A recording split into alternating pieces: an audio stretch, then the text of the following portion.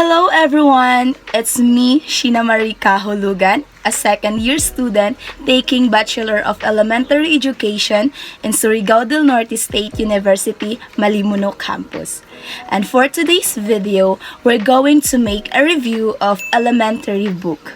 So yeah, let's get started. So in making this book review, there's a format that I'm going to follow and it's called Scriven.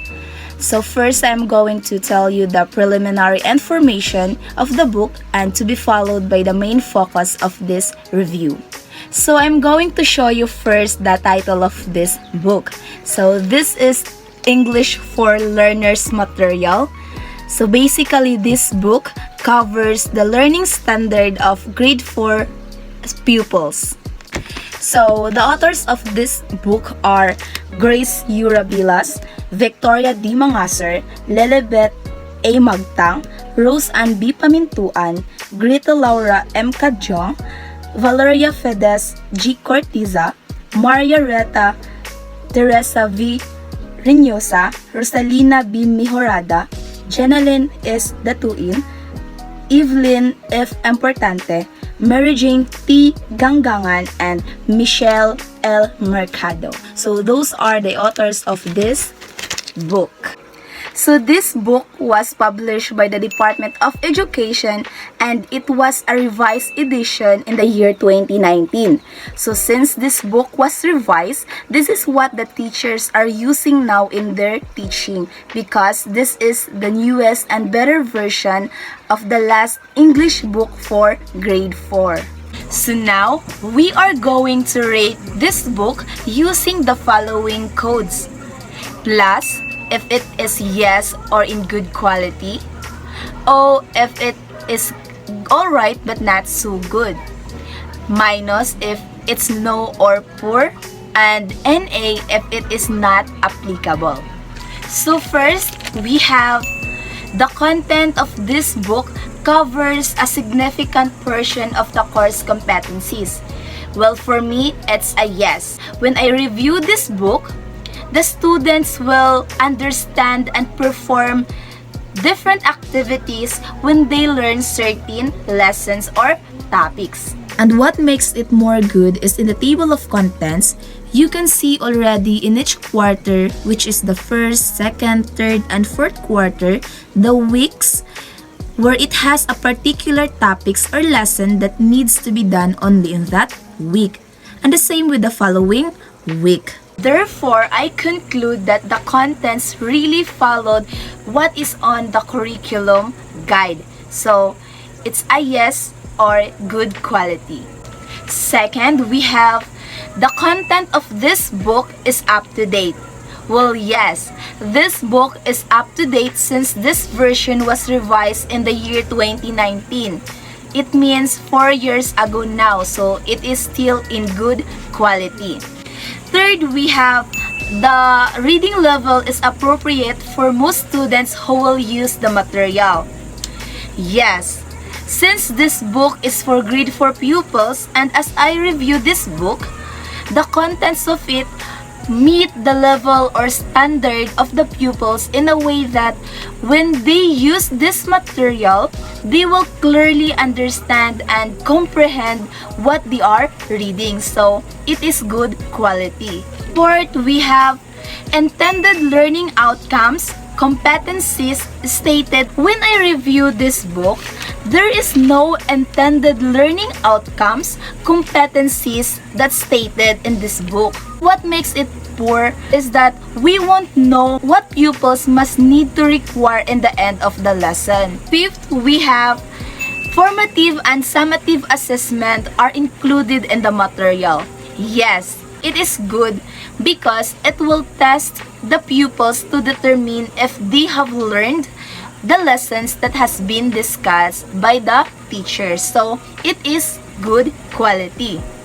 Sixth, we have activities are varied to meet the needs of the students. Yes, I observe from the book, it's more on activities and exercises that needs to be answered, which is very good and very appropriate because pupils will become more engaging, and productive in a way that they can learn a lot of things where they can apply it to real life situations, so it is good quality.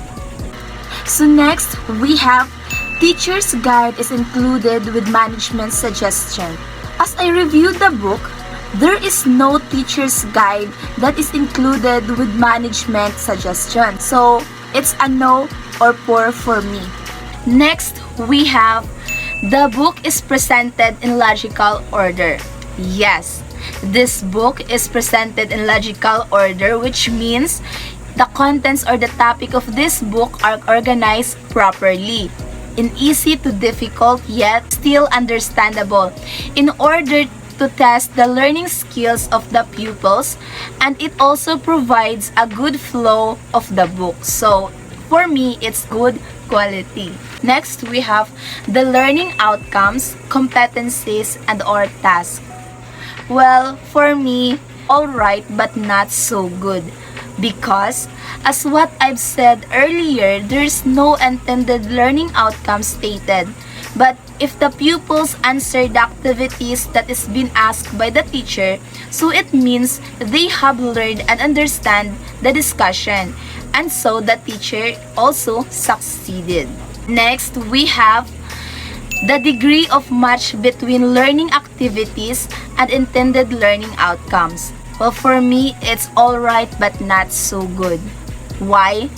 Since there's no intended learning outcomes indicated in the material, how can we know if they really match? But still, the activities in the material are very appropriate. So, again, alright but not so good.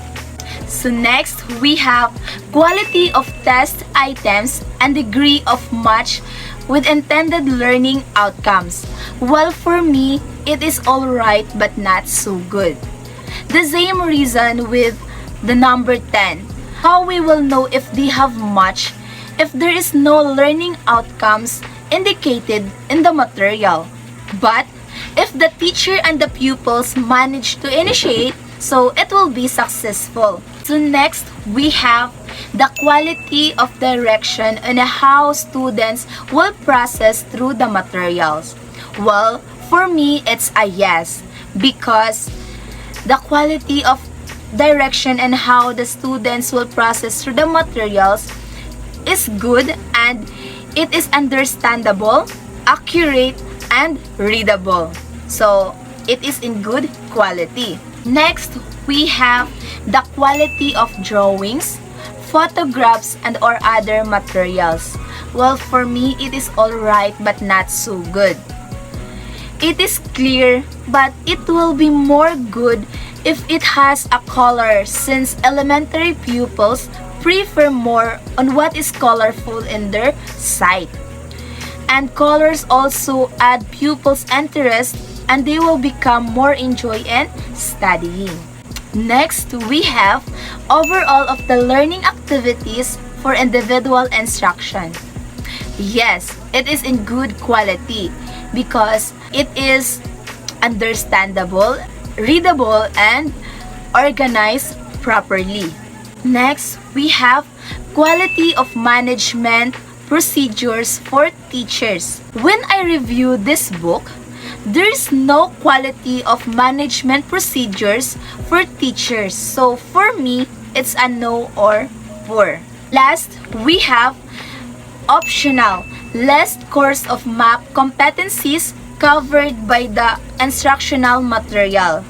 Yes, less course of math competencies covered by the instructional material were seen in this book. Students able to identify and determine their strengths and weaknesses, their behaviors, their attitudes, skills, and their knowledge, where they can apply it in any real-life situations. So for me, it is in good quality. So this learner's material will help you express your ideas, thoughts, and feelings about yourself, family, friends, your home, school, and community. This will help pupils read with comprehension and apply critical thinking and reasoning skills.